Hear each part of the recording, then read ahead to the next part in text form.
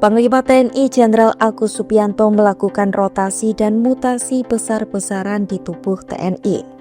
Sebanyak 187 perwira tinggi dari 3 matra Angkatan Darat, Laut, dan Udara mengalami pengangkatan dan pergeseran dalam jabatan strategis. Kebijakan tersebut tertuang dalam keputusan TNI tertanggal 15 Desember 2025 tentang pemberhentian dari pengangkatan dalam jabatan di lingkungan TNI.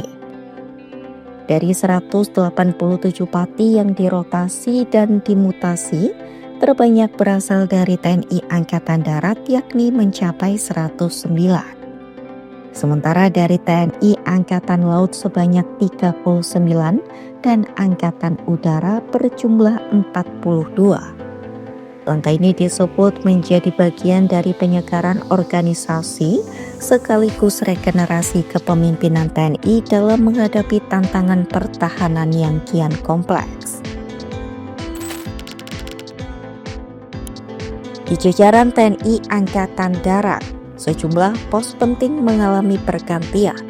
Brigjen TNI Aulia Dwi Nasrullah kini menjabat sebagai Kepala Pusat Penerangan TNI, menggantikan Majen TNI Marinir Ferdi Ardiansyah.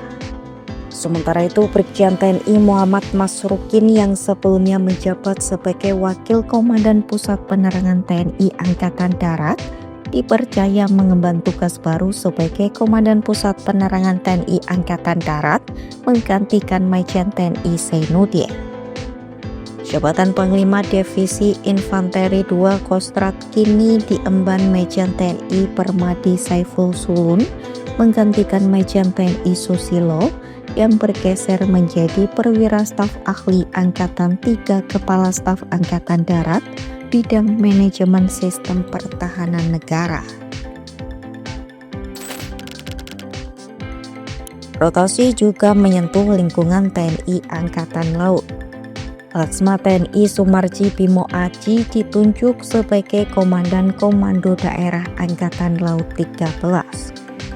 Dia menggantikan Laksda TNI Pundi Rusbandi yang selanjutnya dipercaya menjabat sebagai Perwira Tinggi Staf Ahli Angkatan 3 bidang pembangunan kekuatan matra laut. Pergeseran ini dinilai strategis untuk mendukung penguatan pertahanan maritim nasional. Di TNI Angkatan Udara, Marsda TNI Muhammad Untung Suropati resmi menjabat sebagai Panglima Komando Operasi Udara 2. Ia menggantikan Marsda TNI Denny Hasoloan Simanjuntak yang kini mengemban amanah baru sebagai Asisten Komunikasi dan Elektronika Kepala Staf Angkatan Udara. Rotasi ini dilakukan untuk menjaga kesiapan operasi dan penguatan sistem komando di matra udara.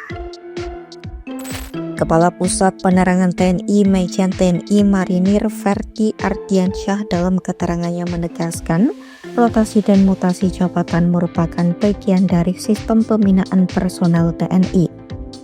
Langkah ini bukan sekadar administrasi, melainkan upaya strategis untuk menjaga profesionalisme, kualitas kepemimpinan, dan kesinambungan organisasi TNI di tengah dinamika tantangan pertahanan negara.